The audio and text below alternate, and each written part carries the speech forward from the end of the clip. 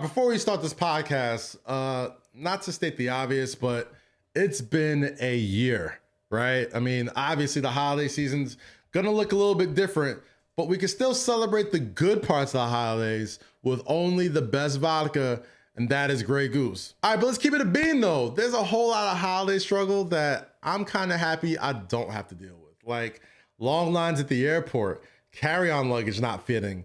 Staying in traffic for hours upon hours. Those last minute shopping struggles for Friendsgivings and people that you only kind of like. We're inspired to do a complete reimagination of what the holidays is all about.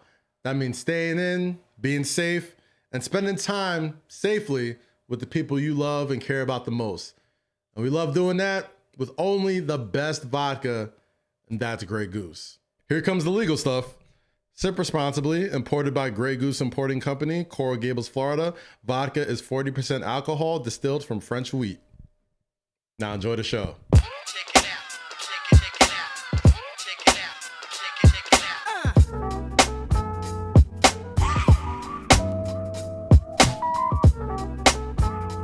Yo, what's poppin', people? Welcome back to Say Less with Kaz, Lowkey, Rosy, Jake, Eddin. It is the year-end episode of Say Less. Low, do your thing that you say after the intro. Yeah, I mean, listen, this is Lowkey right here. You know, Say Less with Kaz and Low. Host of Apple Music's Hip Hop R&B Throwback on Apple Music Hits. Listen to past episodes on demand.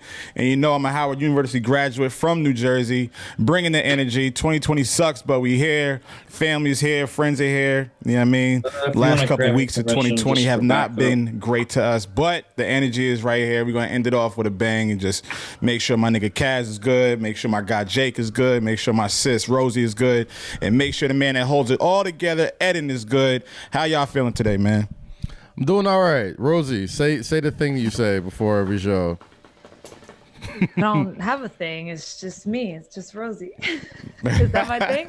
Is that my thing? All right. I think so, but I feel like going into the year we're gonna need you need a thing. We need your New Year's resolution is like, yo, you're gonna need a thing when we do the intros and we get everybody going. No, it doesn't matter for now. Jake, I think Jake's the only one allowed to be like, kind of mumble when I introduce him. Jake can mumble through the intros and we just know he's here, and that's word. Jake, what's poppin', Jake? How you feeling, bro? Jets won. Yeah, Jets won today, so he's feeling good right now. The Jets. Finally. Right? The Jets find new ways to disappoint me every week, so it's always one of those you said things. Nick's wrong. Well, you could fill in the blank. Just fill in the blank, and they will find New York ways dot finds different ways to disappoint you. Exactly. You see, it's weird. Like, I feel like I should be able to root for the Brooklyn Nets, but I just don't want to. It doesn't feel right. It don't feel right? Like, it don't feel right to, like, real New York. That's the definition of loyalty right there. You guys exemplify the definition of loyalty because it could be easy to go right across the bridge and sit right in the Barclays and just root for Kevin, root for Kyrie. And I didn't know about the Jersey Nets. I feel like I could have went the Brooklyn route. Right. But it still feels like the Jersey Nets to me. It feels like feel right. They feel like the Williamsburg Nets, bro. Like they feel like the rich uppity dudes that came from other parts of the country. It's like, you know, none of them are from New York. Where they try to take over. Cute. Brooklyn's and cute. They go to brunch after their Friday night games, and they go to Williamsburg.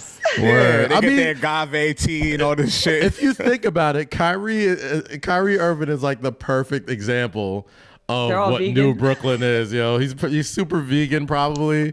Got the sage in front of the games and stuff. Mad intellectual. Says what he wants. You know, not gonna control my narrative. I'm an independent thinker. You know, New York City, you know, it's just, you know, we're just trying to grow, okay? Like, we're just trying to make Brooklyn. We're just trying to take the city in a new direction. Let us build. I want to, like, here's the thing, like, I'm not gonna root against the Brooklyn Nets. Right. But I'm definitely not gonna root for them. You know what I mean? Like, you know that's funny. Yo, it's funny you say that because I never rooted against the Jets. Yeah, that's how I feel about the Giants. I don't root against the Giants. But I'm not going to root for these niggas. Yeah, I'm not going to root for these niggas. You know what's crazy about New Yorkers? Like, we'll find a way to root for somebody that's on our team. Because, like, let's say you're a Giants fan, but Giants don't make it. But the Jets do. You'd be like, well, it's still New York, so. It's still New York, so we made it. It's still New York. I don't know what your state, I don't know what your city did, but. If the Knicks don't make it, but the Nets make it, we'd be like, it's still New York. Still New York. And it's like, and like Kyrie went to like my high school too, so I've always like, I could always be like, yeah, St. Patrick High School, man. He's did you go to school with him? No, Kyrie he's I think 2 years younger than me, so like when I graduated, he transferred in, I think his sophomore year. So Kaz will always find a way to name drop of someone he played against or someone that went to his school. Well, I played against Kevin Durant in front of ESPN. I did play against Kevin Durant in high school. And he dropped 70 on us, but they probably went to my high school. This is a true story. I didn't get much burn that game. Yes. So, I mean, I told this story on the podcast before. Like, he wasn't like terribly known before this game. He was still a junior, skinny as hell, super tall. But the kid he was going to be, exactly. And back then, think about it. You got to think about this. I'm 16, 17 years old at this time. Yeah, my only like picture of 7-footers are big Shaq looking dudes, right? Like 6'10", muscles in the post, dunking on everybody. Like that's big men. That was big men to me when I was growing up. So big men to you were what? Say it again. Like 6'10", 7 feet, burly, get me in the post. Like big. Like big. Like brolic niggas. Brolic dudes. Okay. Like everyone's trying to be Baby Shaq or Kevin Garnett or Tim Duncan or one of these people, right? That sounds aggressive. It was an aggressive schedule. They still played an aggressive schedule. Nah, St. Patrick's had an aggressive ass. They still do. They still do to this day. Shout out Coach Chavannes. But I'm 17 years old. I'm about to go to college. I see this 6'9" skinny dude. In my mind, I'm like, oh, light work. This dude need to hit the weight room. Like, you kidding me? Like, and we had a center like that, 6'10", 300 pounds, whatever. I'm thinking his weight room. So like, it blew my mind at 17 years old to see 7-footers shooting threes, crossing people over. The same game you see today. Little did Kaz know that this would be the future of the NBA. Facts. Right. Like, little did I know this guy was going to be, the probably the greatest scorer since Jordan in the NBA. Right. That had no lies told right there. It's ridiculous. That's crazy that's even what you consider big in high school. That's huge. That's huge in high school. Yeah. Nigga, that's scary. Jolly Green giant right there, just knocking down threes for no reason. Yeah. The biggest dude I went. The biggest dude I went to school was PJ, and he's been huge his whole life, and that shit was scary. It's like, bro, how old are you? Right. Well, you talk about PJ Tucker.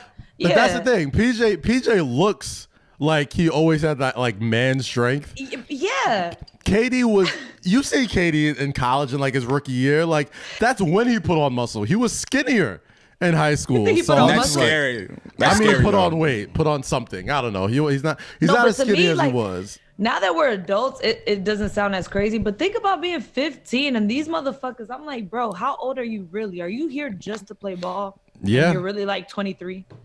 Bro, that's how them young Puerto Rican kids was like in the Dominican Republic playing baseball, and it's like, yo, how old are you? All right. Am I lying? The young Puerto Rican kids in the Dominican Republic. I didn't say that. I'm about to say that. I made a whole lot of sense there. The young Spanish kids playing baseball at a young age, even though they look they be little. They be little. They just be balling. Them niggas is big. Them niggas is big. Some of them How many people did you play with in like middle school or like grade school that had to like carry a birth certificate around, like just to prove to the other parents, like, yes, I am 12. I'm not gonna hold you. When I played against Jason Williams and when I was in South Brunswick, I was like, there's no way this kid's the same age as me. Yo, there's no way. There's no way you're the same age as me. Moving around how you are, jumping up how you are. Now reverse that and imagine being their parent. And you have this giant just living with you. And you're like, you're my kid. I got 2 words for you. Golden ticket. Facts. Golden ticket. God bless me if I'm blessed with children that are 6'8", 6'10" at 12, 13 years old. Kids are gonna be big. Yes. Your kids are gonna be huge. I can see that. My thing is because Jazz is tall too. Jazz is not small. And she's got some wingspan. She's got wingspan too. She got Scottie Pippen. She got Scottie Pippen wingspan. Facts. That ass. I'm trying to put together some KDs myself, man. Seriously, all I need is one. 10-pound baby.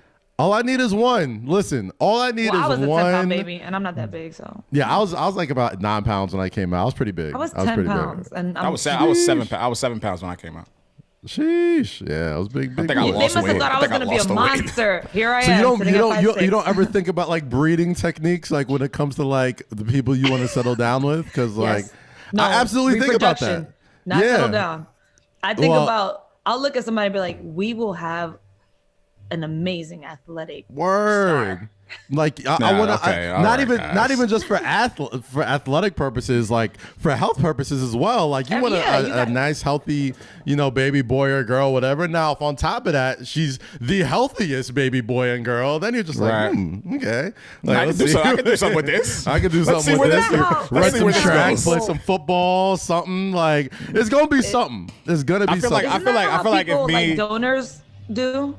Yeah. So like when people look for like donors, they go down a checklist. There's like, this is his health record. This is that. This. Yeah. So that's what a lot of rich folks do now. Like you can literally pick out what kind of child you want, like a menu. Like I forgot what I was watching with the old lady about this. Basically, you could be like, yo, like I want him to be this tall when he's 12 years old. I want him to have blue eyes. Like you can literally have like designer babies. Like they give you the exact designer. Yeah, like it's crazy. Like I forgot exactly what the name of the process is called. It's like going to Amazon Prime and just picking out the shit you want. Yeah. And just putting it all together and having it delivered to you. Like it's like Uber Eats, bro. It's like I don't want no mayo. What happened? Wasn't that what that movie Battlestar Galactica was about? Where you can like customize essentially, yeah. Way back. I think I saw that. I watched it in like bio or some science class way back in the day. It's crazy. I feel like if me and Sydney have a baby, he's gonna be a track star. Cause Sydney's like tall and lanky. I'm kind of like slim. She's kind of lanky too. Yeah, she's gonna have. Yeah, we're gonna have a nice. And your dad's pretty tall, right? Your dad's taller than you? Yeah, my dad's about 6'2" and he ran track. Okay, all right, I can see that. And my sister ran track too. So, where'd you get the sage from? I had the Palo Santo laying around the house, they smell better. The sage, it's a little funky for me. Like I tried to be cool with it. It's a little weird. Burn it around the house. I got my. You see, good. I didn't even notice I had this in the back. You see my Dominican flavor in the back next to the bell. Wait, what is that? What is that? Wait, Cass, what is that? You don't see the Fabuloso in the back? I was about to say, is that Fabuloso? Were you cleaning? It is Sunday. It is Sunday. Were you on your Dominican shit? This is where my dog poops all the time in my office. So, anybody who is grew up with Latin American parents, which I did not. Right. I'm like, where's this going? I must say, when it comes to things that the Dominicans have created, and this isn't even an ad, people watching this podcast or show, like this is a true testimonial to the power of cleaning substances. Class Plus, Windex, Clorox, it don't do the trick that Bodega Fabuloso does when it comes to cleaning. That was the key word. Say it again, bro. Bodega. It's the Bodega. Like you can't go to like a regular shop. You got to pick it up from the bodega and be like, exactly, because it sits there. Yeah. They still got the same formulas. I feel like Fab is like a silent investor in that. He would be FAB. I feel like LOSO. Yo, like I'm trying to like see what year this was made because there's no way that they still like are making new bottles of this. Every bottle of Fabuloso. It was amazing. Every bottle of Fabuloso is sitting in a bodega somewhere in the Bronx, dusty, collecting dust, but it's still massively effective. Yo, that's what I'm about to say. It gets the job done, doesn't it? Gets the job done. It ferments. It gets better as it goes. Shout out to Fabuloso, man. Just give me some Febreze and I'll be good. Holding down Springs. spring I'm cleanings. gonna go clean your house, Lo. You're gonna be like, this is amazing. Nah, I'm good. The smells in here are fine. I don't need the bodega smells in here. I'm good. You know what's funny? I hate men like that. Like what? There's so many men out there that they don't allow some women to do stuff like let me fold your clothes. They're like, I'm good. No, I'm serious. Maybe not you, but I'm saying there's men like no, that. it's not that. It's just like we like our clothes folded a certain way. We hold on, like our clothes cleaned a certain way, which is why I never. I don't know. Wait, any you're of these okay with people that, you're Lo? speaking Cat, of. what? Low Okay, knows. what? Low knows. I will knock out on the couch and let everything. Listen, I'm like, listen, it's an as easy many exchange, times- baby. This is how this as works. many But you're times- okay with women doing stuff, obviously. for you. 1,000%. I'm There's like, you not can a lot of men this. like you. You see, you know what You're it not, is see, though. Lo You know what it has a is? problem with it. Look, go, I'll Lo. tell you why. I don't have a problem with it. I'm giving away the game now. A lot Hold of on, dudes I just like the way my shit is. Oh. Hold on, wait. No. Lo first, then Kaz. I gotta hear both sides. Lo, I gotta hear both sides. I'm very stingy in particular with how I like my clothes cleaned, how I like them folded, you know, how I like them I like to know where my shit is. And you know, I always know where my shit is at. A little bit, but that's why I never really go to the laundromat and like dump my clothes and have a delivery service or anything like that. I just like. What about cleaning? What about like organization in your home, like cooking? Like, I mean, my crib, I'm okay with the cooking, but like the cleaning of things, I like to know where everything is, and I know how I clean. I know where I put shit. I know how I do shit. I feel like I won't tell Sydney not to do it, but I'll just do it just. So I'm not expecting. Do you feel like, all right, so Kaz, before you say what you're going to say. Yes. I know Kaz is okay with it. At the risk of sounding 1,000% misogynistic, let's go Kaz ahead. is okay with it. Lo is like, y'all are opposites in this because me and Lo had these conversations before. Does it make you feel like dirty or like less of a man? Because I know one time a dude told me. Less of a man if what? Because I used to deal with a guy and I would always come in and like clean, organize, fold his clothes. And he was like, you make me feel dirty. You make me feel like I'm I don't feel dirty. And I'm like, no, I'm just trying to help you. I don't care. I always will do this. I always, before Sydney comes over, I'll always make sure the crib is clean. So it doesn't have to be whatever, unless like we went out and like I was just chilling in the crib, whatever. But like if I know she's coming over, I'll make sure the shit is tidy. But since you're the one that has kind of like an issue with it, would you be offended one day she came in and just started reorganizing and like washing dishes or something? You're like, don't do that. I mean, like if you want to, cool. But like I'm gonna get to it when I get to it. Like I'll be fine with it. If get you want, into your if you want sexist shit, go ahead. Well, you know what? I You're truly misogynistic. believe if you Women were are, here for here's one the thing. Here's where we differ. Okay. Let me hear guys. It's not about like that's a woman's place. That's never what I'll say. I'll say this: if you're working as a partnership, there's a lot of give and take. Okay, Yeah. like there's a lot of like I do this, you do that. We come together on this. On top of it, when you're with somebody like my fiance who takes a lot of pride in that type of stuff. Amazing. Appreciate that. Yeah, she takes a lot of My pride in fiance, that really. stuff. That's what Kazeem. We share her on Rosie has her during the week. I only have her on weekend. I'm moving into the guest room. Nah, that's my room still. trust and believe. That's still my room. I don't care if this nigga had COVID or not. That's still my room. What it is like she won't even like she'll get it's at the point now that she'll get upset when I try to clean because I don't know how to clean like she does. Yeah, and then she probably likes things a certain way. Yeah, like this thing's a certain way, like even down to the way like I put the fucking dishwasher, like the dishes in a dishwasher, like she'll just get frustrated. She's like, I'm the same just way. stop, let me do Like, it. just stop. Bro, and that's a testament not even to him. Like I would spend a lot of time over there, towards the middle part of the year. And we would wake up, like she'd be cleaning, she'd be cooking the night before, we'd be smoking, this shit be all over the place. And I would wake When's up her birthday? and She try to. sounds like me. What's up? When's her birthday? She sounds like me. May 24th.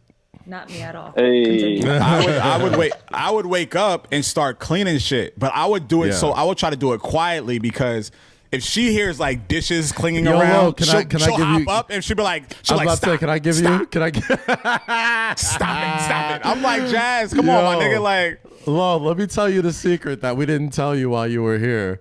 Like, Jazz would be more upset at you for trying to clean because you clean awfully. you would take stuff that didn't belong in the garbage can and put it in the garbage can. Like you would move. I would appreciate the sentiment, but like, yeah, you were just you don't know where things go. And that's the thing. Yo, so listen, and that's the thing. She told me one day. Yeah. She was just like, yo, stop, because you don't know where shit is supposed to go. What's going on? Yeah. So all I would do after that would just take out the trash. We're men though, man. That's all I would do. After that, I would just take out the trash. Yes. I'm the designated garbage takeout. Yeah, if it was like bottles or if it was like boxes or like whatever, like bags from ordering food or whatever, I do that. I'll do that. Let's bring it back. Question. Okay. So Kaz is engaged now. Cool. Yes. Lo is in a relationship. I'm talking about like girls that y'all just fucked with. You know what I'm saying? Like back in the day. Like let's say a girl slept over, you woke up, she was cleaning or doing something, you'd be like, was it offensive? All right, I had a girl that did that, and Kaz, you know who she is. Wifey, like wifey. No. We I'm telling you. I had a girl, Dominican chick who I was fucking with. Wow, you had to throw Dominican in there. No. All Dominicans clean, yes. Wow. I'm saying that for I'm paraphrasing. He's saying that so I could know who it is. Yeah, like Kaz knows who it is. Yeah. But she would clean. I think I do too. No, you don't, because we never talked about it. She would tell me somebody was clean. cleaning and you were uncomfortable. Yeah, but she was like, she moved in, and you were like, no, she didn't. She would get up and clean shit. Like if we was eating the night before, she would clean, and I would hear like the fucking sink running, and I'm like, did the sink running last night? And I would peek around, and it's her like cleaning the dishes, and like she bought me socks. Hey, bro, she's getting in reps. That's so thoughtful. It didn't make me feel away. It was just like, bro, you don't have to do that. Like, yes, do it again. Lowe's like, no, look at. I'm like, I don't want to. I see what I don't want to build expectations. I don't want to build the expectations of you have to continue to do this. That's all I was thinking. That's no. I see where Lowe's coming from. Like, there's definitely like a strange, like a specific sort of weirdness when somebody that you don't even live here, like. You don't need to do all that stuff. And on top of that, if I don't know what this is, I'm going to feel away. I was going to say that next. If you're doing all the extra mile stuff, just it's like, you I was going to say that next. Okay, you good. I see where you guys you good. You can just, are you marking your territory? Like, is this what you're doing? Like, what's going on? She definitely pissed on you, yes. Yeah. But I let her do it. I let her get away with it, But that was, Pissing on you? It was what it was. Yeah, I was just wondering because I've definitely had both type of men that have actually I've never had a man that was like completely like just let me do it. Most of them just try to fight it, and I'm like, just bro, because it's like this is our domain, this is our place of zen, this is what we do, especially when you like got your own apartment and stuff, and it's clearly like a one. You know what I mean? Like, this is my area. This is my space. You know what I mean? So, like, not only are you marking your territory now I think, like, okay, you think I'm a little filthy. I was going to say, though, I did have an ex that was messy just by nature, but he knew where everything was. And when I reorganized everything, he just went in there and, like, couldn't find shit. So he made a mess. And he's like, And you're telling me that these are the beginning stages, that this is your place of zen too. So it's like, hold on, you sweetheart. plan on returning. I live here now. You plan on coming back a lot of times. I'm cleaning, I make my own we little haven't corner. even discussed this. Like, hold on. Leave a camera in there. Start leaving stuff there. Make my own corner. I'm like, I left my scrunchie. Can I come back and get my scrunchie? Like, what? Like, no, I threw that shit away. Like, what are you doing? What are you talking about? Bitch took it. Yeah. No more There's still other options. There's still other options running through the crib. So like, let's not make your. Oh man, this is a long time ago. We like to preface. This is a long time ago. I led with that. I said when you guys back in the day. I know, but you could never give the disclaimer too many times. You need to like leave it up. Guys, disclaimer: every time we tell stories on their behalf is from back in the day. So Eddin, when we start talking about like, I know Eddin got a girl, right? Yeah, Eddin got a girl. But when we start talking about past relationships, you got to put a timestamp. back in 2018. Yeah. This is 5 years and older. Disclaimer: this story is from 2010 and older. Right. Gotta do something like that. Can't do it. Yeah, fix it up. But I think your not gonna do it. I'm not trying to get caught up, man. Gonna do it. Lois, like, I don't want to risk it. Oh no. I'm not. Listen, I'm not. I'm trying to do everything the right way this time. I'll tell you that much. Tell me about it, guys. Guys, how was everybody's Christmas? Christmas was all right. Given the situation, given the circumstances with family and everybody like that, it was weird, man. Like, it's very weird. It's not, I tried to pull a Santa Claus on you guys, and I couldn't even do that. Like, I got my gifts for you guys in the living room, so I'll make sure you all. All right, guys. Now that you say that, what? I want to do this. Why? I would like to give out the first award on the Say Less podcast ever, and it goes to Kazeem. I already know where you're going. For biggest pump faker on the podcast. Biggest pump faker? Where'd that come from? This man, is he not? This man to the last minute will text you like he's pulling up. Yeah. And he's not pulling up. But Kaz has been like that, Kaz has been like that since I've known him, though. This is not a 2020 award. Who said it's a 2020 award? It's an award that he won. Oh, we can give that to him in July.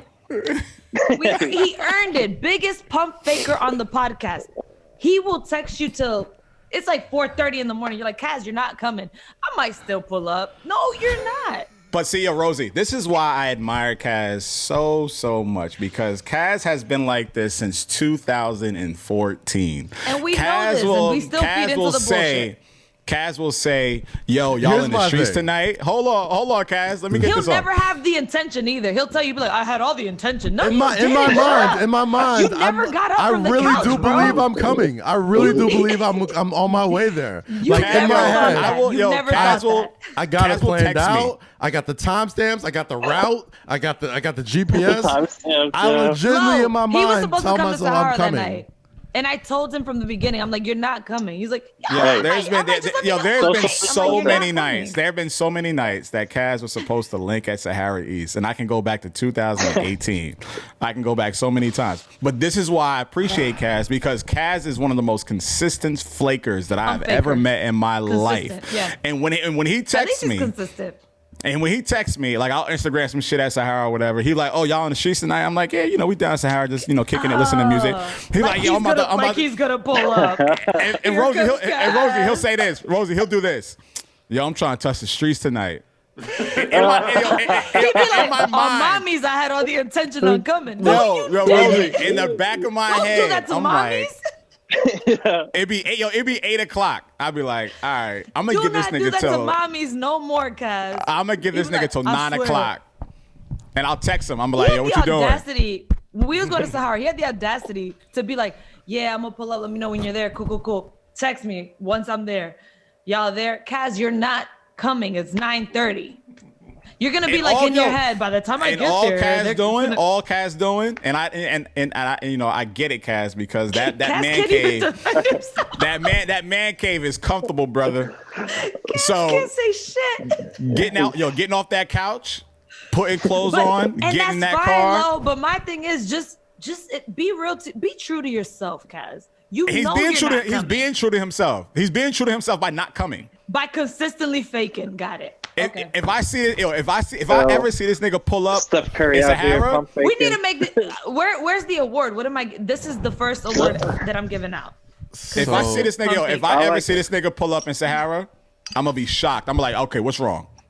Like, are you going? No, he's gonna do it just to have something to say. He might pull up tonight on me too. He's might get out the crib and pull up to have something to say. I say all that to say this, guys. Go ahead.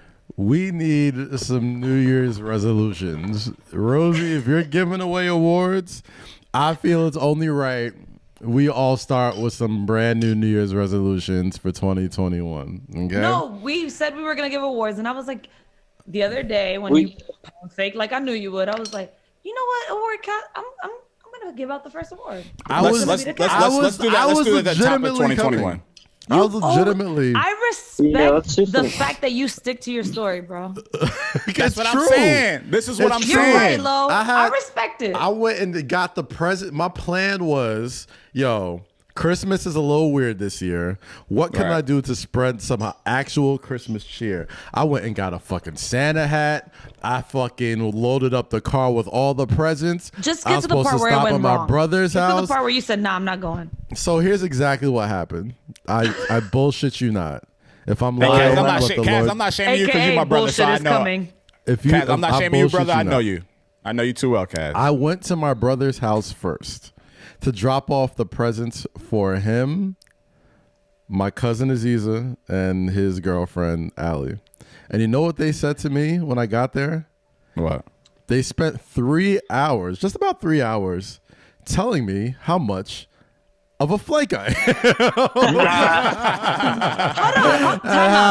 Time out. Let him go, Rosie. Pretty much saying like how, I'm not present sometimes and like, they didn't expect me and like plans were kind of already made without me and stuff and like, all this type of stuff. And I was just like, damn. Like I didn't. And with all that said, he proceeds to fake on us. So the plan was my initial plan was get out the house early, drop off the presents at my brother's house, go back uptown, drop them off at Rosie's, hit Eddin's. Lo said he was gonna be home later. I would have went there later. I would have went to my mama's house, drop off their presents, and on my way back home, I would have went through Harlem, dropped the present off at Lowe's, and then I would have got Jake when I seen him because Brooklyn is. You are in Brooklyn, right? Yeah. I'm in the Bronx. Oh, okay. I would have made it to the Bronx. Well, I asked the group chat for addresses, and you didn't put it, so I just assumed you. I was like, for what? I don't trust you. I didn't see that. Right. No, I'm in the Bronx. Listen, that would have been the goal. So you don't owe anybody an explanation. My New Year's resolution is to be a lot less flaky. I'm gonna be true to you. You don't gotta be less flaky. Just if you're not gonna come, be like. And I sneezed after I said it, so you know it's the truth. My goal is to be a lot less flaky. I'm not gonna hold you. I definitely feel like I miss out on a lot of stuff through my own fault. Like sometimes COVID, yeah, but I mean, like I could figure out ways, and it's a nice excuse. Yo, to bro, have you're not missing. Yo, listen, Kaz, let me tell you, you're not missing out on anything. You're not missing out on anything. Say I'm not missing out on anything. Resolution is to be a super spreader. No, I see. Fuck you, Jake. Right. You've been super spreading too, brother. Hold on. Hey, bro. Hey, I didn't get my superhero powers. I had to make up for it somewhere.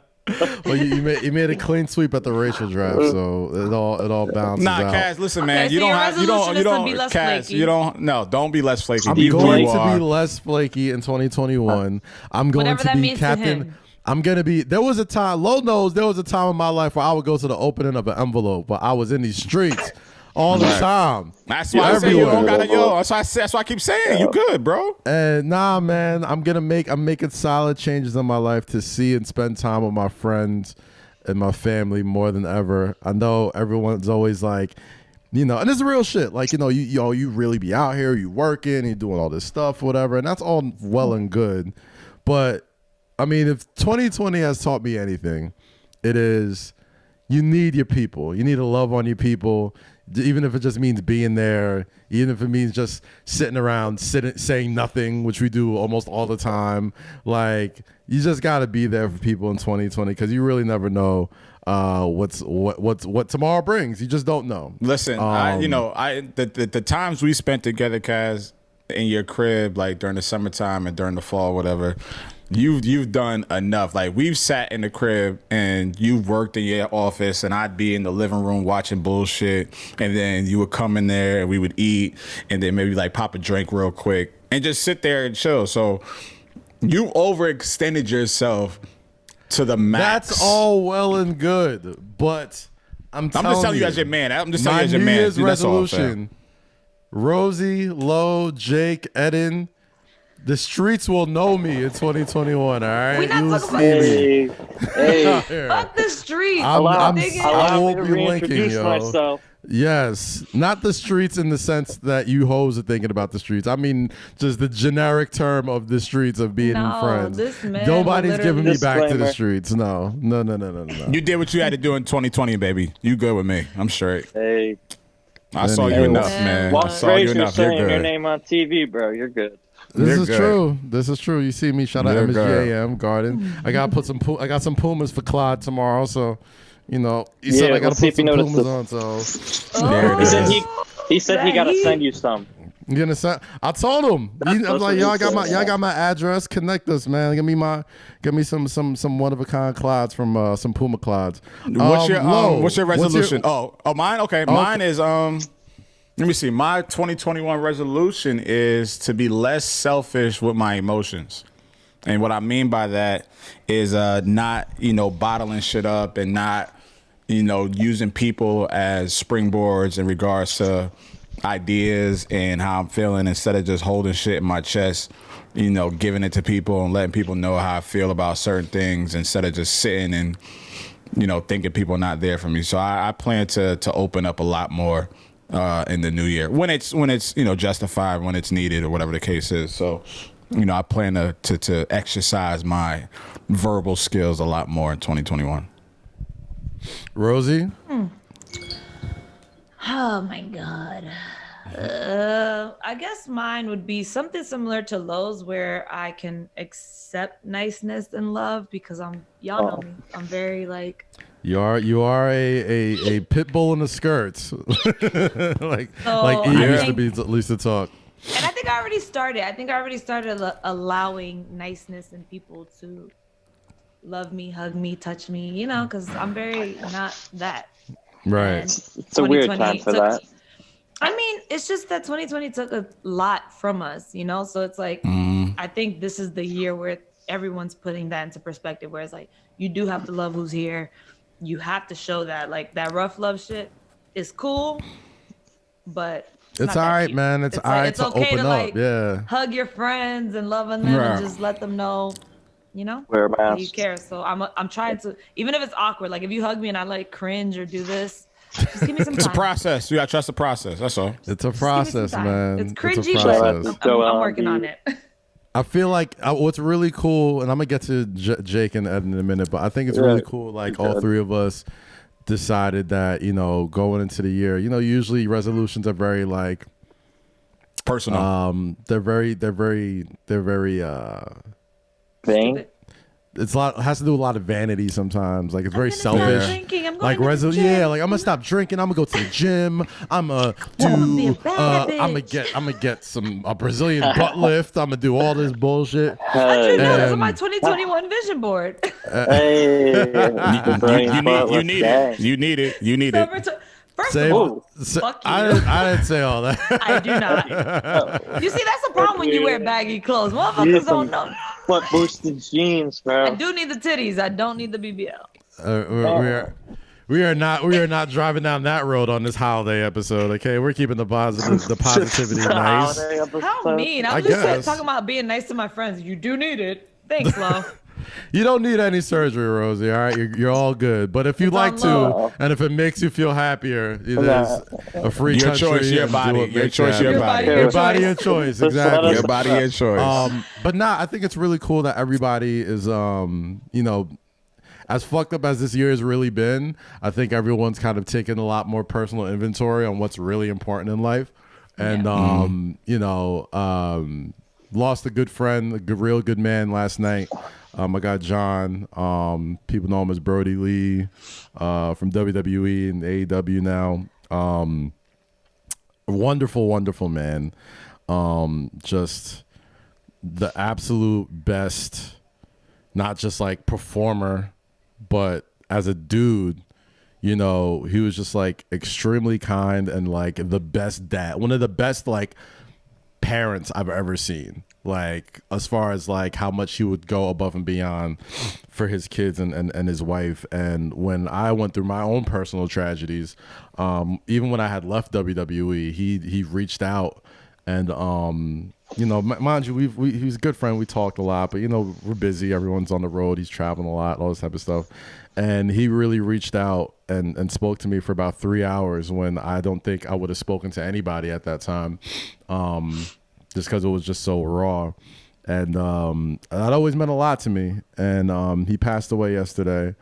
And we're all really hurting. Anybody who knows him is really hurting because he's one of those dudes that you just don't picture that happening to him, So if this year has really taught us anything or taught me anything, it's that I really want to do a better job of loving on my people. So I know I joke about like flaking and all this type of shit, but like I really mean that, man. Like I really do love and appreciate each one of you guys.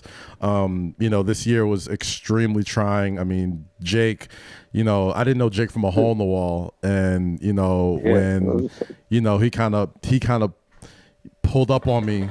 Just on some after everything happened with me, it was like, literally the day after I had to put my daughter to rest, we like met for the first time face to face at this UFC event, and just the things that he said to me, and just the kind of energy that he had, I just always appreciated him.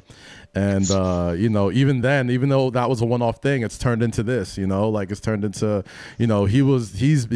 there's nobody more important to this podcast than Jake, man. Like he's absolutely, somebody who's put the battery in a lot of our backs, and love the guy, and I love you guys too, man. So and the Rona, thanks for giving us the Rona. I appreciate that. Put that up. Hey, better friends than enemies. Of course Eddin too, man.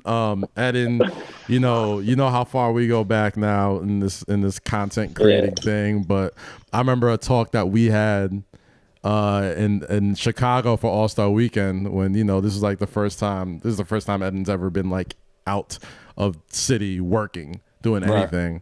And we talked about just life and what we all kind of wanted from this, and like it was kind of prophetic now that I think about it, because we were still both doing the other podcast, and we all kind of had a feeling that this is cool and all, but like eventually we gotta do bigger things. We gotta break out. And I know Eddin still, he's younger than a lot of us, and it meant a lot that like he cared enough to like really trust me with his like life and career, like with this show and a bunch of other stuff with like Cast and Effect or Revolt or whatever we're doing.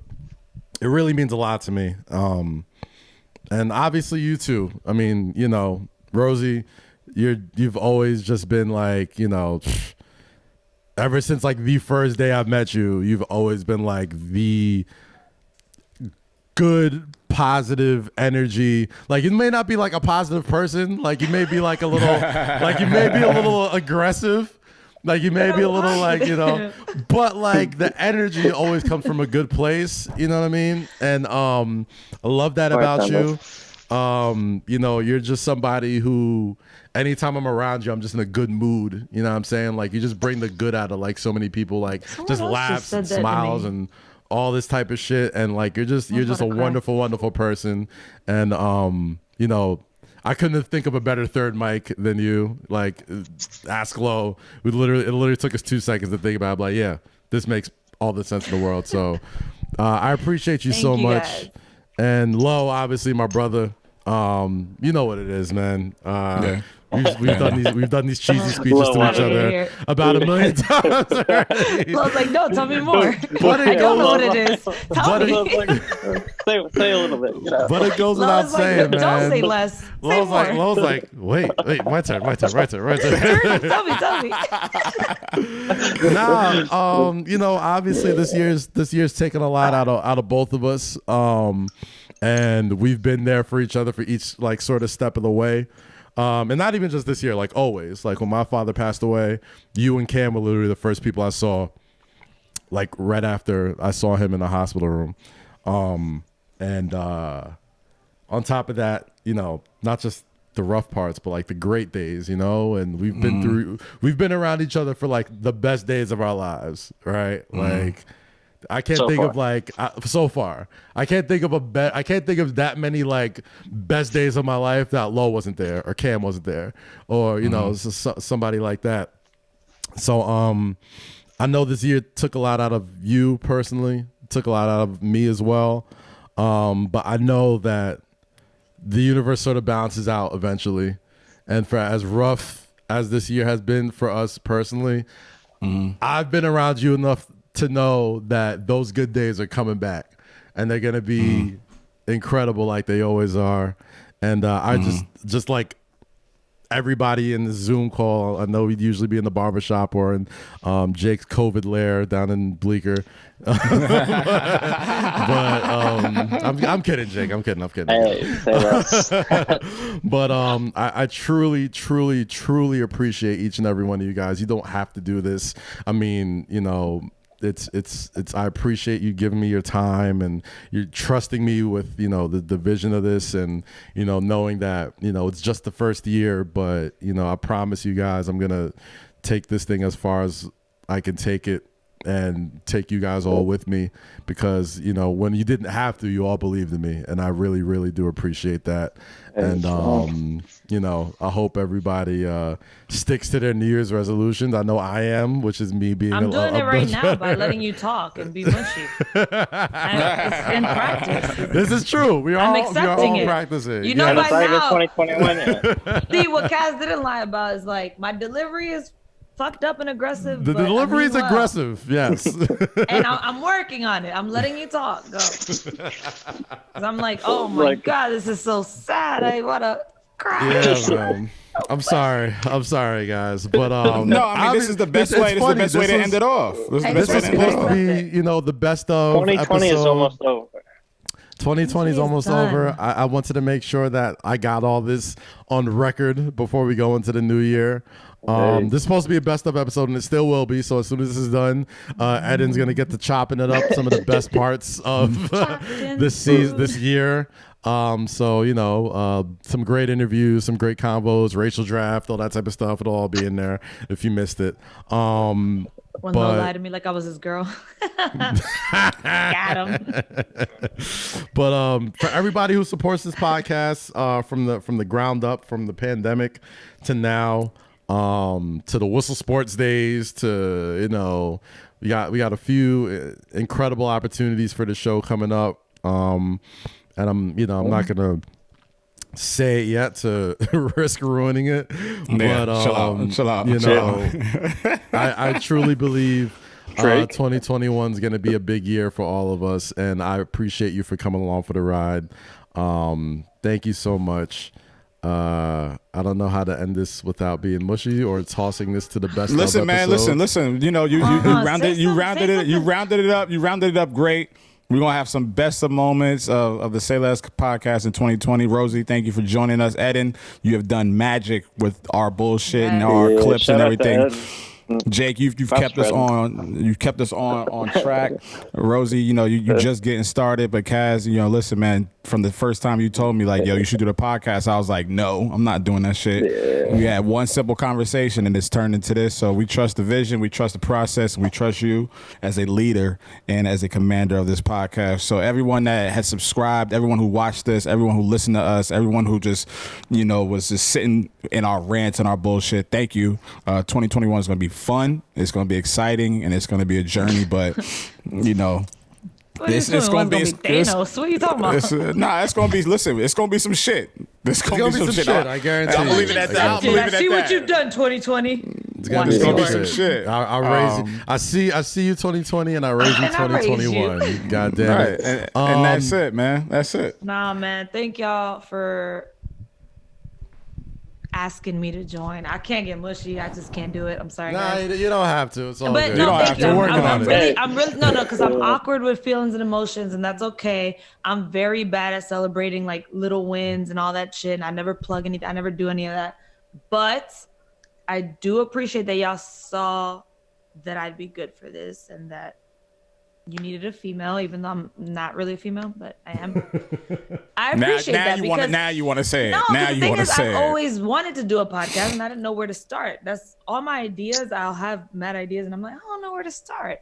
But then to do it with you guys, where I'll throw ideas and you're like, "That's fucking funny. Let's do it." That's what I wanted. So this worked perfectly. I love it. And I'm excited for 2021 and all the ideas we're gonna. We've got so much. We got so much more to do. So much more to get to. And we're gonna wrap it here, man. Enjoy the best of Say Less, year 1, 2020. Right after this. And like we say every week, and especially in the new year. This is Kaz with Low, Rosy, Jake, and Eddin. Stay free, stay safe, and always say less. Happy New Year. See you in 2021. Light that sage, light that whatever you light on your personal time. Do whatever you want. Of course, rest in peace, Brody Lee, John Huber, and let's start off 2021 on and everybody we've lost in this year, man. And for the last time in 2020, wear your fucking mask. Word, because y'all not important enough for the vaccine yet. You need at least 4 months, damn it, at least. Do we want the vaccine though? No. We'll talk about that. We'll talk about that later. How do I get on that seating list? God We'll damn. talk about How do Can we get it to promote? I will plug that damn vaccine on every Instagram post. God damn. We need to get some influencers. All right, y'all. Best to say less. Get into it. 9 times out of 10, this man is wearing hip huggers, sweatpants, jeans, whatever those are, Dockers. Always, right? But today, particularly today, they're just a bit more snug. Right? So jokingly, our great editor, Eddin the editor, says, "Yo, Kaz, you got the fatty." You have to give it a little context. What other context do you need? He came in and said, he did say, yo, as a heterosexual man, it's like, I must tell you, you. He's like, yo, them joints is really tight. I was like, these are pretty tight, right? But I'm like, I was like, and you try to get away from it before I you first said it. I was like, oh, you try to walk away from it. He's like, nah, like, they just. Then he was like, yo, Eddin, you know what? And then I came and did a walkthrough, like just a little walkthrough through the shop. Right. I was just like, oh damn, these are low. Like you didn't feel that when you left the house? Even I like my joints like sometimes with a little snug to them.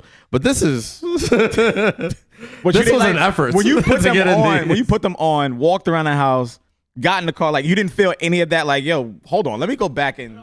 You know what? I was already too far gone out the house. Okay. I was just like, I could go back and change, but. Just let it cook. I'm gonna just let it cook today. And if y'all want to roast, go ahead, roast, whatever. I mean, you're used to it now. Like, it is what it is. I listen. Eddin might have been nice and trying to tell you something. Duh, but like, so I heard it, and I'm like, yo, hold on. You can't say that. Yeah. That's a strange way to. That's a strange way to say like, yo, your pants are tight. Yeah, bro. You know what I mean? Like, yo, Kaz, next time loosen them up. And the thing is, yo, fuck you. That's true. I just can't tell my man's like, yo, you got the fatty today. It's like, what are you? I don't know. I wasn't thinking, bro. Like, it was. I don't know. No, I say like if I call you handsome, it's like, yo, like everything a part of you is put together and it's like a nice presentation of yourself. That's a lot of thought. That's not a lot of thought. It takes 5 seconds to observe that. You zeroed in on this man's and then fixed your lips to say, yo. I mean, it just sounds funny. That sounds wild. That's a little. Also, this is all jokes. Y'all know how we feel about, the homosexual. The LGBT. Yo, watching Lo try to clean that up just now. Not that there's anything wrong with that. Worth this whole discussion. Like, you know how we, you know. We love. We get what you're trying to say. There's jokes within the family. Understood. Y'all know how we feel. Understood, brother. It's all love. Understood. These are too tight. I'm not gonna hold too you. tight. That's like I literally walked back there. I'm like, nah, these are mad snug. Because it's like now, like any tighter, like nah, you put these on are mad circulation. snug. Like I'm actually uncomfortable in these. Like you know what it is? tighter. These just got washed, so I think they're like I didn't realize until like I got a good couple walks into them that I was like, all right, yeah, these are. Yeah, and I don't even have big calves like that. I see the sock imprint. All right. Anyway,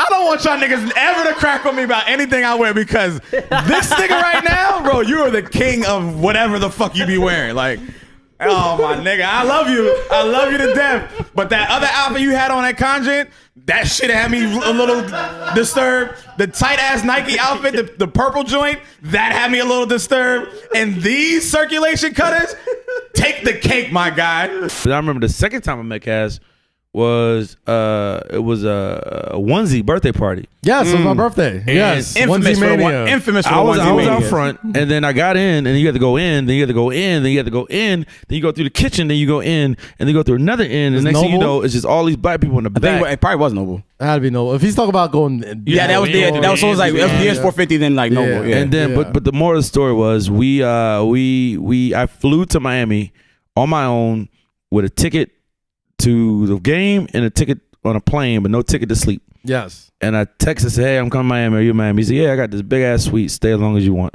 And we bonded. We have a good time. And This that past was year at the Super Bowl. yeah, that's the last time I traveled Oh, until now. man. Wait, ironically, it's 2 times I've traveled this year. And we both raised each other each And time. you talking about thick thighs? Yes. I got to question everything right now, but no, but we had just inspiring people, and I'm gonna we get silly again, but just inspirational people doing what we do. We're in a lane. You guys are OGs for it. I know we're the same age. I'm a little older, but OGs of I was trying to keep it serious. Yo, Fox, I swear I was trying to keep it serious. But I looked right at you. I'm like, I know this nigga gonna look up. Yes, I'm 39. I know Fox bro. gonna look up, bro. There's no joke. I'm 39. Keep going. No, Fox, I'm I knew you was gonna look Every up, time bro. I say my age, Fox just starts laughing. Why is it I'm a joke? 39 years old, bro. I don't get it. What's No, the I know. Bro, I knew this nigga was gonna look up. I'm 39. Continue on. Go ahead. My fault. Go ahead. Continue on. Go ahead. Okay. Did they have you on the show yet? Maybe that's the reason why not. Okay. So, Just kidding. so I'm just saying, just being in a lane where we make our own way and we try to figure things out, and there's really no blueprint, and it's not a competition, but we're trying to figure out things, and we have sponsors, and we're trying to do our own way, and we do things, and we get fired, and we don't get fired. People don't understand anxiety. You have the people post online, I would, be entrepreneur, not to work. Like I tell people all the time, I go speak at schools, and it's the worst speech ever, because I start off, hey, work a 9 to 5. Kids like, what? I'm like, yeah, get a job, you won't have anxiety. Yeah. Mr. What is it like pursuing your own dreams? I go, it's a nightmare. I wake up with anxiety sometimes. I don't know. We might get a check for 1 year. Yeah. I might get another one. Yeah. Right. Sometimes we get a big check and we spend that, and you don't know. So I just want to say shout out to you guys as a way, as somebody who just got a really big deal. So I'm actually making more both of you guys. I know for a fact. So thank you guys. And I know for a fact there was money on the table. They actually mentioned your name. True story. Word? Yeah. Fuck. Took that shit. So I drove 7 hours to tell you. Thank you. If you guys want some spicy chicken nuggets at McDonald's, right now they're on sale for another month. Appreciate you guys. They gave me the bag. That nigga said I drove 7 hours and say, took that shit. Thighs and all. You know what is a stick? McFlurry's 25th anniversary in McFlurry. McDonald's. Get yours now. He think I'm joking. No, because I know he's dead ass. Yo, he's Like, I know dead ass serious Got too. the bag. I'm thinking McDonald's is fucking with me. I'm like, all right, I got my little series. I got a new little wave. You know, you find some shit, you find like a cheat code. Anytime I see Kaz leave a meeting, I'll be right there.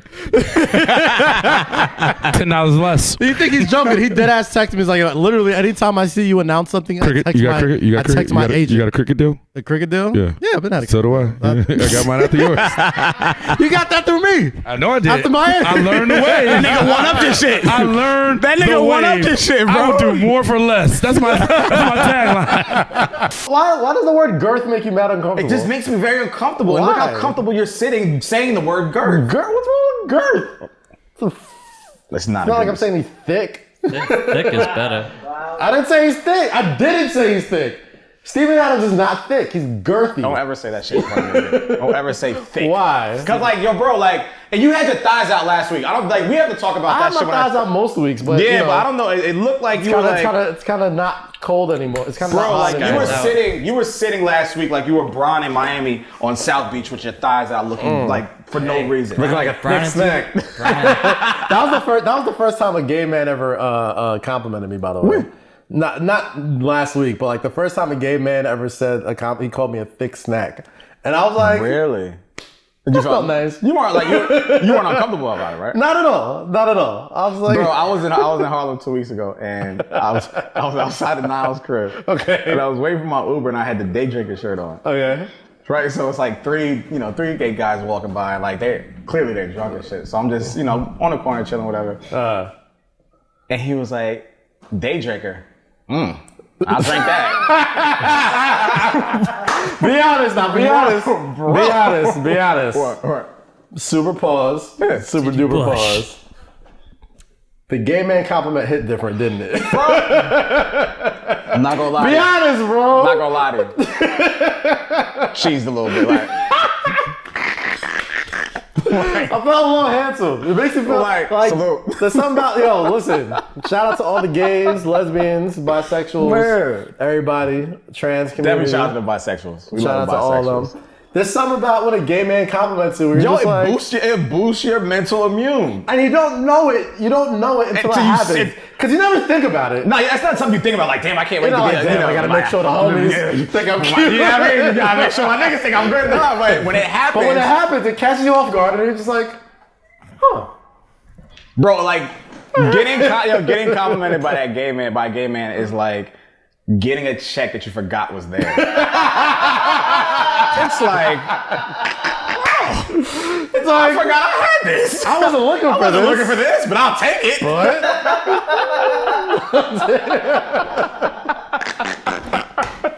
Remember we talked about that time I disappeared in DC? Oh my gosh. Wow. Yeah. We never got his perspective. Let's talk an old Palooza tale that we talked about on this episode. Do we have to talk about this one? Yeah. Because I'm low-key still mad at The one in DC? This one. At Howard Theater? When they found me behind the curtain? Oh, that one. I thought you were just talking about last DC. No. We leave that in the wind. We leave that in the wind, brother. No. We'll never talk about that like that. We talk about, huh? This is the one. No, we'll talk about that off camera. We'll talk about that off camera. Sam knows. I'm still mad at him about that. I'm not prepared. So I'm prepared to unpack that. Bruh. Me and Cass talked about There's it. multiple. Yeah, we spoke about this a few. So we want to get your Perspective. your eye point of it. This was this is 2014, DC, right? Yeah, DC Homecoming. Yeah. Howard Theater. Howard Theater. Yeah. Right after we came from tailgate. Yes. And I was ripped. Yo, so anybody who was there for like our early stuff, we kind of just like we would throw Palooza, but we were partying just as much as we were working. Yes. Low was like the leader of that movement of partying like that. So we would always go to tailgate. We would always do Palooza on like a Saturday evening. Yeah. So people coming from the tailgate could go straight there. And we were at Howard Theater right down the block from the tailgate. Mm-hmm. So I'm texting everybody like, yo, call time is whatever, 4:00 or whatever. Everybody's like, bet. Low says bet.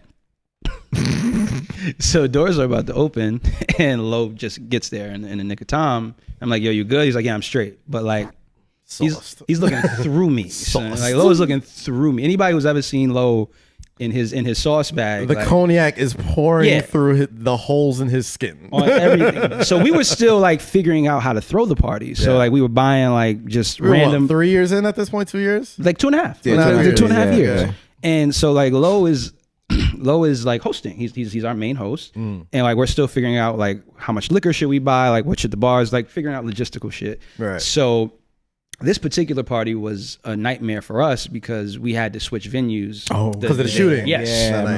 We had to switch venues. So we're running around like chickens with our head cut off. Got a great venue. Just so we're clear, no, we didn't. No one got shot at our party. It was a party prior to our venue. event. Yeah. We were going to throw Palooza at the night before. There was a shooting there. there was going to be no events happening. We had to work through the 11th hour to secure the Howard Theater the next day. Yeah. So imagine me getting no sleep and then dealing with all of that day for Low to come in having the time of his life. And he's just like, yo, I'm ready to go. So boom, we get to the party, right? And what usually used to happen at those parties, we would run out of alcohol. We would run out of alcohol. You look like the school principal just scolding, like telling the parents, like, yes, this is what your son did. I don't know why he asked me to tell this story because I don't like funny. It's so like the way I told it was like, all right, cool, that's the perspective. But because you were so mad and like, it's only because like it's rare to see Cam that mad. Yeah. Like he's a he's an extremely composed guy. Like for somebody who has to deal with the amount of shit he has to deal with, he seems to remain mostly composed on throughout all bullshit. Through all the bullshit, right? Yeah. So getting Cam this mad is a feat in itself. So we're on stage, we're trying to manage like a performance situation. I want to say it was like Zoe Dollars or Wale, who was performing, but we're trying to like get Entourage off stage and all this stuff. So to transition the crowd, we need a host. And I'm like, yo, where's Low? And then Rory, who's running point everything, he's like, where the fuck is Low? And I'm like, I don't know. So I'm looking at Benner like, yo, where's Low? I don't know. So then I like peer to the corner of the stage, and like Howard Theater, it's an actual theater, so there's like curtains and shit on the stage, and I just see like movement, like just movement. I'm like, yo, somebody fighting? And then so I go, I'm like, God, because it was getting a little staticky on stage. Yeah. We're like, so I'm like, damn, somebody getting it on in the. There was lots of movement. The curtains, like, mad frantic movement. Yeah. So I discover my guy behind this covering, the young harlot. Yeah, and I'm like, we'll call her. Yeah, just with some young lady, and I'm just like, yo, what the fuck are you doing? I came in like Mary J. Blige in Power. I was like, what the fuck is going on in here? I'm like, and Lo's like, oh, my bad. What you need me to do? I was like, host. So he goes and grabs the mic. You don't hear the awkward silence in the fucking theater. And for people who don't know, we had kind of a sketchy little history with DC up until that point. Like we had one really good Palooza and we had one really bad one. So we were kind of still being judged by them. So I'm like, every little moment counts. Right. And so Lo, in me asking him to go do his job, he grabs the microphone, pulls his pants up. Yes. He pulls up his sweatpants. He gets on the mic and says, yo, we ran out of Hennessy. The party's over. It's 7:30. Wait. Is the whites or the Jews? The Jews. The Jews. Okay, Jews at number 4. The Jewish pick With is the in. 4th pick in the 2020 racial draft, the Jews select Aubrey Drake Graham. Wow! Oh my God! The Blacks take another beating. Oh my gosh! A rough 2020 for the Blacks continue. I have a question. I have a question for the Jews. Stunner in the first. I have a question for the Jews. Oh my! I have a question for the Jews. All right, what's the question? Which Aubrey are you taking, though? No, he's not. Now he's completely 100% Jewish. He used the full government name. But like, which one? Are you taking like the Caribbean drink? No, he's just taking the champagne Papi shampoo. Which Every one? Drake except Blackface Drake. Oh my! Listen, a rough 2020 for the Blacks continue. Oh my God! Losing out on Tyrone Biggums and all of Drake's accents is incredible right now. Like, I did not see any of this coming. This is the thing about it. Like, the Jews are always Tread lightly. sneaky. Whoa. In a good way. They come in quietly. Listen. They come in efficiently. They do their due diligence. They do their homework. And they know a great value pick when they see one. So what there is no greater value pick than the rapper / actor / singer / entrepreneur. What are the Blacks losing? I mean, losing the Aubrey Drake Graham is a huge That's not a thing. What are we losing though? Really, we're losing music. We're losing. You could still listen. I mean, we can still listen, but we can't claim like, this black artist is the first to do Aubrey this. Drake This Graham black is artist now has a Jewish. we have a 100% collective Jewish. of so many. What are we really losing? And no, that's fine. But That is true. you know, like but collectively, because we have that's one. And this is true. And to be fair, Drake did spend the best years of his life black. So now he has a lot to prove as a fully Jewish man without the black delegation. Well, but behind now him. here's what happened. He can't say the N-word anymore. He's That lost is true. He's lost that right. A lot of dope records He's go out the window. He's lost that You know what I right. So now we gotta censor a lot of these records or get them off the streaming services. So I don't know if that's something, you know, maybe y'all had that conversation behind closed doors. Is he okay with this? You I know? don't think he's okay with this. Walmart rap. As bad as he wants to be. Now you gotta lose the beard. Now you gotta lose, you know, you gotta We're lose the investing in waves. Like talent. that's not of Jewish. He gotta just you wear know, yarmulke culture. forever. We're investing You know, in the now he's talent. got to wear the locks and he has Nah, he doesn't all have that to stuff. be- So Nah, the he Jew curls, Yeah, the Jew curl. So if that's he's it. okay with that, then He that's doesn't have fine. to But I don't think he is. that's still a I don't sneaky think you thing. consulted him on There's this. more lot than of religion. films- Not being able to There's say more the than N-word on a Orthodox song. Jews. We have the Literally, white pick. like I was about to say that is the tremors, huge hit. the tremors of the Aubrey Drake Graham pick. Before we start getting into like subjects and everything, we want to send a prayers.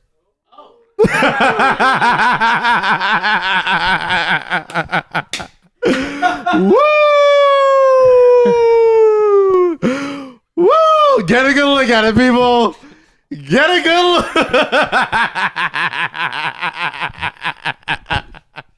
I am so upset. Woo! I'm gonna give you 3 reasons why I'm so upset. One, Talk to because him. I told him he asked me. He was like, "Yo, bro, I think I'm gonna do it. And I said, "Kaz, okay, I see where you go." I'm like, "Just wait. Yeah. Just give it some time." He was like, "Nah, bro, I think I'm gonna do it. I think I'm gonna come home." And when you say when black men say about come home, that means like they means Coming home is a very I'm shaving it all off. I'm doing it. It's over. It's a very spiritual moment in a black man's And life. I said, Like, I felt said very- to him, I'm like, yo, okay, I get it. Like, yeah, you would look good with the baldy. Pause. I'm like, just Why wait. you gotta pause it, bro? Just say I'm attractive. Just say I'm attractive. So I'm like, yo, bro, just wait. He was like, all right, cool, whatever, cool.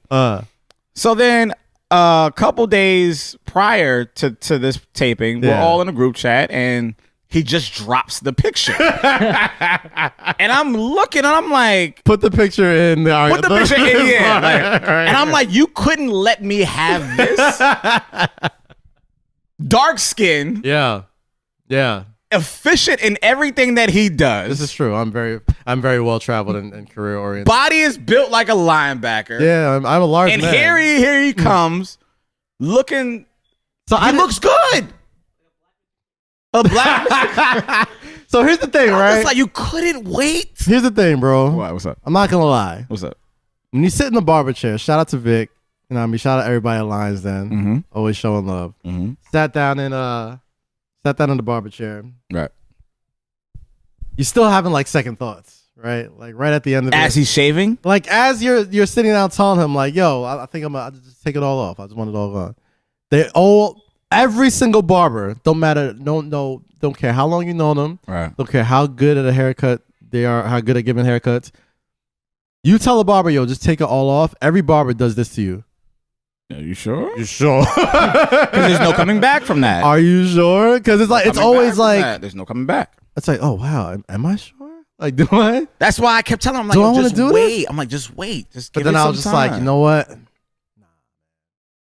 I'm here. Were you going through something that day? Nah, I wasn't. Did you wake up feeling good and you were like, yo, I just want to try something was- new? Like, yeah. what was it? Honestly, Because we didn't talk about the discourse about how this came about. I was just sitting there looking at like all my heroes, like Dwayne Johnson, Michael Jordan, Jordan was bald Stone since Cold Steve 84. Austin. The fuck? Everybody that I like, 10. Yeah. everybody that I like admire, at least gave it a shot one time. Like it grow back. It's already growing back. Like, I'm already getting a little supple. All right, so keep going, but I'll give you a little cheat code. But I mean, keep I was going. about to go give me a little edge up I'll give you a cheat just code. now. I'll give you a cheat You know code. what I'm 'cause I saying? know how it But goes. it is what it is. But I was sitting there just waiting. I'm like, all right, do I want to? And then like as it's just coming off, it's just like I know what every crazy woman that has done this feels like now. I know because it's freeing. I don't even have that much hair.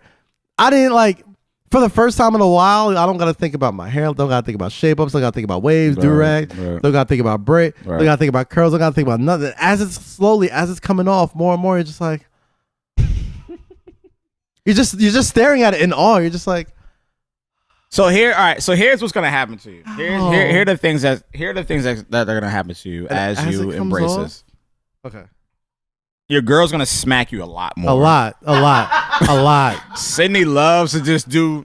Loves to do that. 2, you're gonna learn how to do it yourself. Yes. Which is gonna save you a lot of money. Yes, definitely. 3, I got a couple of the get the clippers and like So 3, your hair is gonna go back at a rapid pace. Yes. I don't know if that's just me, but my hair, like I just cut mine Friday and it's still. My shit is like legitimately. I almost feel like going upstairs to like get my buzzer right. Yeah. No. Hold on. All right. So here's the thing, right? You have privilege. A lot of times on the show, right? A lot of times on the show, we'll talk about like what is that?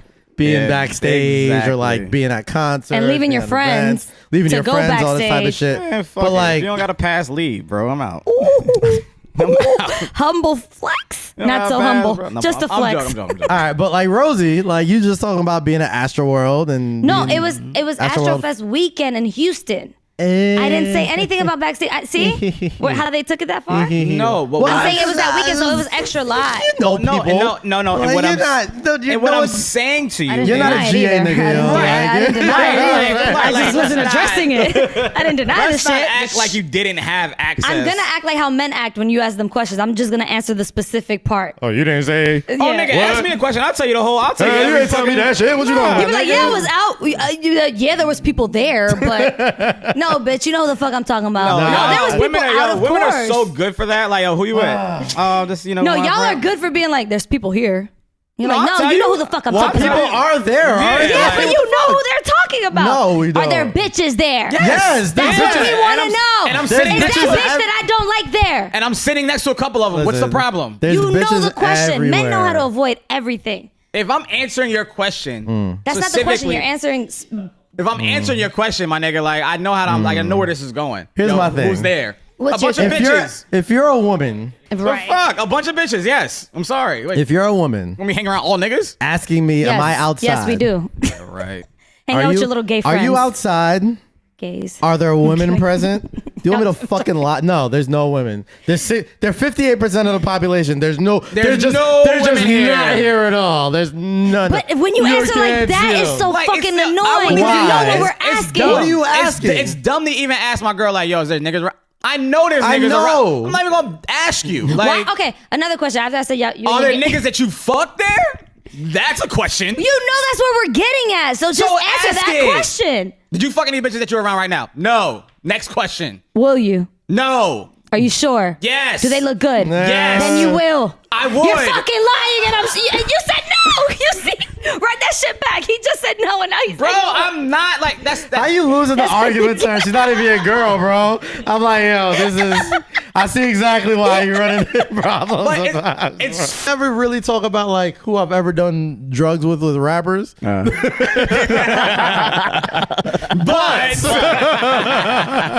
the best weed I've ever smoked with any rapper or anybody in particular. You 1A and 1B, you and Wiz, bro. Like there were times like I remember like I'd be like out in LA just with this and like just for days on end. Right. You know what I mean? Like while they're going in the studio, working out, like I'm writing, working on stuff. Yeah. Like we would have like these little like workshop sessions, you know what I mean? Like powwows, like me, him, Falarin, DJ Money, like Flex Cartel, like all of us. And then like we go to like Monday Night Raw later. But, like, high as fuck. High as shit. You know what I mean? But Dizzle would always have like the most pristine, like just he turns into fucking like Dexter's Laboratory when it comes to like the way he like it's so precise. Like I've never seen somebody just like you know, like with Wiz was different. Like Wiz is just like, you know, you'd smoke with him like at backstage and there's like all types of wild shit going on. Right, and like right. they got dabs coming here and there. The wax is there, like all yeah, that shit. yeah. But Dizza was such like, he was like a student of the game, bro. He's like, my nigga, like I'm a chemist. Like I'm gonna make sure it's the right amount. Bro, he would break it down to a scientific level with his joints, and I would just have the best. These were some of the most fun times of my life, bro. And all of these days, all of these experiences, like I remember smoking with Wiz, and just I remember being in parties with this nigga, like just drinking and chilling, and like just having it, but not knowing, like we didn't know what it was. It was like, oh, like you cool, like I run the blog, and like oh yeah, nigga post my shit. All right, cool, like let's pour. And that's another thing, and that's all it was. That camaraderie between the bloggers too. That's all. Because it's like, you know, fuck the middleman. Like it's like sometimes I'll be thinking about this shit. It's like, man, like what if like a lot of bloggers, I mean, some bloggers kind of like smartened up to it, but like, you know, there was a point where like the labels didn't know what the fuck they were doing. You know what I'm saying? But we had our I think a lot of bloggers had an unspoken language between a lot of artists, a lot of new artists, because the new artists were like, yo, fuck this whole mechanical corporate shit. It's like, all right, my nigga, like I can send you this and you can post it, figure out the label shit later. I think it was a lot of artists. I think Big Sean was a part of that era. Wale was a part of that era. You know, Smoke was a part of that era. Currency, like Kendrick, Kendrick, like a lot of niggas, big motherfuckers, like Cole, like A$AP. a lot of people was just like, yo, here, just take this shit. We'll figure out the details later, and that's how a lot of these people, a lot of these artists got their notoriety. It's like, oh, I can get my shit from these niggas, and I don't have to wait till the radio takes it. And that's what it was. And then I gave you the extra joint, where which is why I always have a hard time dealing with. A very hard time dealing with. But that's for another episode. That's for another day. But nah, we here talk about my man's album. So Homegrown. Yeah, Homegrown. I mean? So all right, who's featured on the album? Shit. I got the Diplomats. Shit. Big Crit, Wiz Khalifa, Currency, Jack Harlow. Speaking my language. Harlow is nice. Dom Kennedy, Eric Bellinger. Shout out to Dom. That Rock and Roll project is fire too. Yeah. Jadakiss, Flip De Niro. Jeez. What's the production sound that's like? That's a stacked. What's the production First off, sound that's a stacked ass lineup of like you just reeled off like man. He did it. So he was like, yo, I got I got Jada, I got Dom, I got Dipset, I got Jack Harlow. I'm like, nigga, if you don't look at the camera and tell these niggas who the fuck you got on this project, I mean, we gonna stream this shit, right? I got this nigga. Come on, man. If they don't know how I'm coming, I don't know what they even here for. You know what I mean? You know how I'm coming. But nah, but I got Barack on the interlude. You never know. We were in New Orleans, All-Star Weekend. I remember. Palooza. Oh my God. So did y'all miss y'all flight or something? No, y'all on a different flight? No, me and Austin came in from Trap Karaoke, and you had to come pick us up. Yeah, all right. Mind you, come pick us up. In a whole nother state, 3 hours away. That ass. No, I had to swing by the airport. I had to go to Jackson, Mississippi from New Orleans. Oh my God. And because I'm a team player and I care so much about our business, I said, all right, the DJ and the host, they're pretty important. Yeah, we're gonna need them. So I said, all right. So I get told this because I think you were texting Cam that at the time. Right. So I'm on Bourbon Street for my first time in New Orleans ever. My first time on Bourbon Street. Okay. That should tell you the mind state I was in. Oh, you were fucked up. I was on another planet. Oh, bro. Me and a gentleman that will not be named were doing New Edition karaoke on Bourbon Street. Right. Oh, man. So you went and got in the van and was like, all right, let me go pick up Low and Austin. Cam says to me at fucking 3 a.m., yo, We need you to. somebody gotta go pick up Low and Austin. I said, that sucks. Cam is good for a. Somebody gotta go. Somebody gotta go do this. I said, they're gonna be asked out. That's crazy.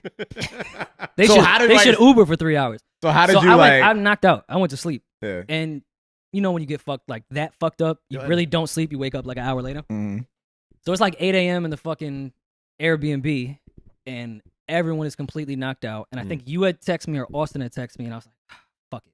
All right, I'll go do this shit. So I don't even wake anyone up. And then Cam wakes up and goes, yeah, I really appreciate you doing this. I said, don't speak to me right now. I'm not doing this for anybody but this business that we're trying to build together.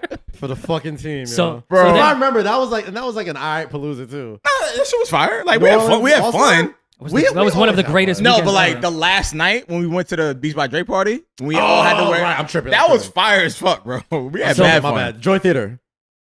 Yes, That was the Joy that was where Joy our Theater. party was. Yeah, But then it was like Wayne, Khaled, like that whole party. Oh fuck yeah, That, and like LeBron was LeBron there, and KD. KD was Yeah, there, that Steph shit was was there. that shit was mad was fire. We lit. all had to wear suits and shit. Yeah, That shit was mad fire. I didn't know this was the groupie podcast. It is. Who else was there? Give us some more names. You're white. We're not doing We're all this. groupies, God damn it.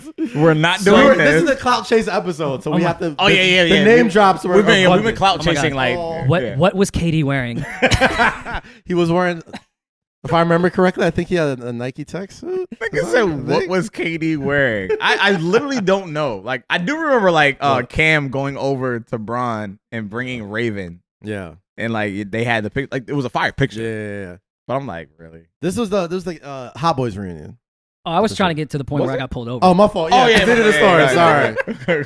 This happens. We go. Yeah, like, yeah, we always go on tangents. We don't stay on topic very long. Yeah, we always go on Sorry. tangent. I know Go ahead, how to finish. navigate through this. So my own podcast. We're the same. You're pretty good. You're pretty good at your podcast. So I'm an only child, and I hate people, even my own friends. Yes. And love. I just want to be alone. So I don't mind long drives. It's therapeutic to me. I enjoy 3-hour drives. It's not a problem to me. Okay. Got my laptop. Got the auxiliary cord. Like, I'm cool. And Cam goes, yeah, thank you for all that bullshit. And said, nah, I'm gonna have Dwayne come with you. Said, Cam, nah, I'm cool. Like, honestly, I'm fine by myself. I don't want to. Dwayne was at the van already. Like, he was waiting for you. Cam had sent Dwayne. He was like, nah, you got to ride. We're Rory to Mississippi. shit. Hey, you know Dwayne gonna ride. Of course. So mind you, I tell you I'm on Bourbon Street till 3 a.m. It's 8 a.m. at that point. Damn. Jesus. Right. I reek of liquor. I'm not drunk. I don't condone drinking and driving. I'm fine. So I get in the van. I make it maybe 15 minutes outside of New Orleans and get pulled over immediately. Jeez. Wow. So the cop comes I up. never knew this story. Oh, yeah. No, I held this. I didn't know. I was about to say, I'm like, No, I didn't know to the extent. I know he had to come pick us up. I didn't know to the Okay. extent of the story. I 1000% have a warrant in New Orleans. okay. So the cop pulls us over and says, hey, you reek of liquor. But he was like, he came with the pants tucked in the boots with the hat. Like, I'm like, oh, we're all going to he's jail. ready. We're Yeah, going it's to over. jail. Yeah, it's over. We're definitely going to jail. He cannot fucking wait. So he's like, you reek of liquor. I was like, well, you know, I drank last night, whatever. And mind you, I've gotten a DUI before, which I beat the charges. Right. I went to trial. Must be nice, yo. How's that feel to beat charges? Okay. I went to How's it feel to get better? What he said, like, okay, like, I don't there's mean another chapter in his I don't life. mean to be insensitive. It's really fucking good.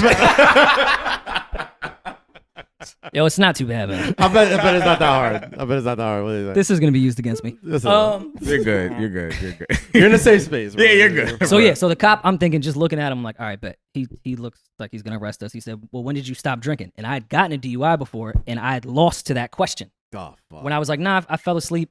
You know, I caught like 4 hours, and that's a legally not enough amount of sleep when you drink.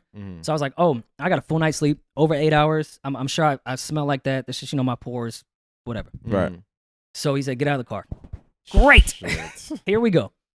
So he pulls me to the back of the van. I think I'm about to do the sobriety test, which when I did get my last DUI, I did for an hour on the side of New Jersey Turnpike. And he said, we're just going to keep doing this until you fail. I said, well, then put me in cuffs because I'm not standing on the turnpike, touching my nose and doing jumping jacks. I'm sorry. Right. So I'm thinking I'm about to do that. And he's like, can your friend drive? I said, yeah, of course. Mind you. He cannot drive. No. Anybody knows the Like, way. yeah, like, He cannot not driving. I said, of course he can. And he said, all right, switch seats and get the fuck out of here. My fucking man. So I get to the other side, the passenger side. I said, Dwayne, put the window down. You're going to have to drive. He said, what? I said, you're going to have to drive. And Dwayne is obviously fucked up. Do you know how to drive a car? Mind you, it's a 15-passenger van. It's not a car. Right. Like, Well, even it's people not with as easy. experience with cars can't drive 15-passenger vans. Yeah. He can't drive a car. Jesus. Do you have a valid license? Oh, I have no idea. Okay. I'm sure So he Dwayne's does. like, yeah, of course. So he gets into the driver's seat. I get in the passenger shit. Cop is still behind us. I said, all right, you're going to put easy, put your foot on the brake. What? Pull this down to hit drive. He said, yeah, no, I got it. I said, easy off the brake, tap the gas, look in your mirror, make sure we're on a highway. Just drive. Slams on the gas. The whole fucking van jumps like this. So, we're going to jail. I don't know if the cop was looking at his phone or the fucking little screen. Yeah. Dwayne had that shit bouncing like the fucking like a Pimp My Ride. I was about to say like fucking like ignorant fucking video. shit. Right, like the whole like because when he slammed on the gas, he got scared. Then he hit the brake. So we just doing this on the highway after getting pulled over. We made it maybe 30 seconds down, and there was an exit. I said, "Yo, pull over here. I'd rather go to jail. I'm not dying in this van." Blacks can make up a lot of ground right now with the first pick. If you're in charge of the Blacks, you got a lot of work to do, draft. bro. Bill Burr going number one overall was a shocker everywhere. Let's see what he has. Let's go. But based on how I broke down my analyst as to why I picked him, I think that suits our community, or we'll have a peek inside, as an ally. Well, we're gonna see in the next coming year because let's see. And also let's see losing what Drake he and has Patrick now. Mahomes is gonna be a lot to recover. All right, so from. I'm thinking, analyze.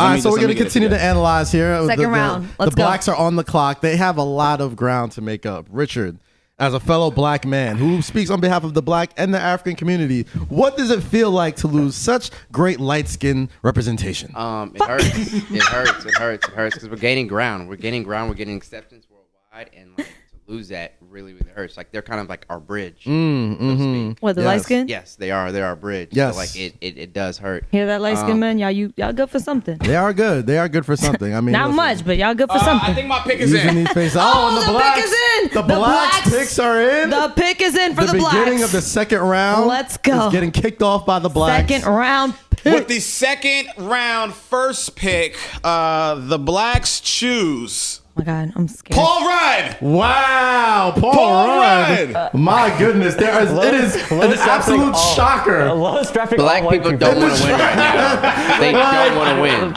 I don't know if Lowkey is GMing for his job right now, because the way the Blacks have been drafting, I've just been, I guess, a head scratcher at best. I mean, Paul Scratching Rudd. my head. Paul Don't get me Rudd. wrong. Very nice white man. I like Paul Rudd simply for the fact that Not John Oliver. Like I mean, John Oliver is very informative. John Oliver. I mean, I don't know. I feel like No, I definitely would do John Oliver. why not Trevor Noah? Why not fully grab Trevor Noah? Well, he's black, so I was like, I'm not drafting him. He is mixed. He is mixed. Why not He is fully mixed. grab Trevor Noah? But he's South African, but he's also very whitewashed. Very Why white. not fully grab this Trevor is- Noah? We're not doing that. Listen, let's talk about the positives, okay? Paul all Rudd, right, Paul Rudd. All right, Marvel cool, cool, cool. superhero, very, Cool. you know what I mean, instrumental in the MCU. Even though nobody really fucks with Ant-Man like that, he was still very important. They needed that. They needed that quantum realm. You know what I mean? You big Ant-Man. Apparently, that's not the comic. I was when I was touring, like this is like maybe 3 years ago. Yeah. We ran to Anthony one night.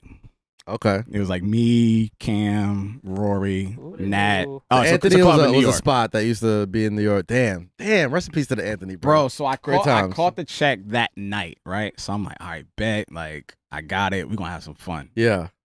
So I go to the waitress. I'm like, yo, I want a bottle of Ace for like this table. So like, here's a card. Bottles of Ace? Because I was being reckless that Why? night. I was being so I was being so reckless. Yo, you're such a cliche sometimes, It's bro. such a cliche. So I'm like at least 1,500. At least. Oh, at a store? You get it for like 100 something? Yeah, you can get it way cheaper. Yeah. Yeah. I mean, it's a club, so it's like gratuity, tax, all that stuff is factored in. So I'm Bitches like, yo, dancing. right. So I'm like, yo, Gotta pay bet. them. I'm like, yo, bet. Yo, bring me a bottle of Ace. She's like, all right. Like, whose card is it? I'm like, here, it's my card. So she takes a card, and we all dancing. Like, I'm amped, and it's like girls around us. Like, yeah, we about to get lit tonight. It's like 12 o'clock. So I noticed the girl that took my card comes back. Uh-oh. No bottles? Bro. She comes back, but I really, really appreciate her for not making it hot. She gave you the bro, she distant gives me look the like- card. She's like, I'm like, what? She's like, she brings me. She's like, come here. She's like, what's up? It didn't go through. Oh, man. I'm like, yo, I have it. And I showed her my phone. I'm like, this is what I have. She's like, all right, I'm gonna go back and try it again. Still turning up. Yo, we're about to get lit. We on tonight. Comes back a second time. It didn't work. Bro, I had to go outside to talk to TD Bank for 30 minutes. Man. They were like, 1,500? What are you doing? Yeah. I'm like, I'm at the club. Like, that's me. Like, that's my charge. Uh-huh. So I give it to her for a third time. She's like, listen, I'm not going to make it hot, but don't give me your card again. So then I was like, all right, let's try Douce. Douce was like $350. The bottle comes out. She says, live within your means. Boy's crazy. Let's see. Here we go. 3.7. Let's see it. Where's the inbounds at the top? Inbound the ball. Screen to Luka. Come on, Luka. All right, Got pop the ball. out. Cross. Ooh. Cross. Stop. Ball.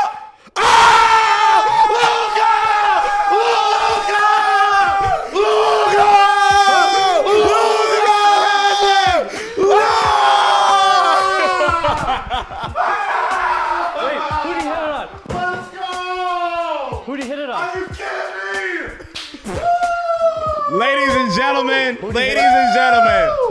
Normalize it. that concludes Normalize it. another episode of Say Less with Kaz. Rest in peace, Kobe. Happy Rest birthday, in peace, legend. Kobe. That's how you end the show. Luka, you a badass You a white bad boy. white boy, Luka. Subscribe, comment, please add us, listen to us.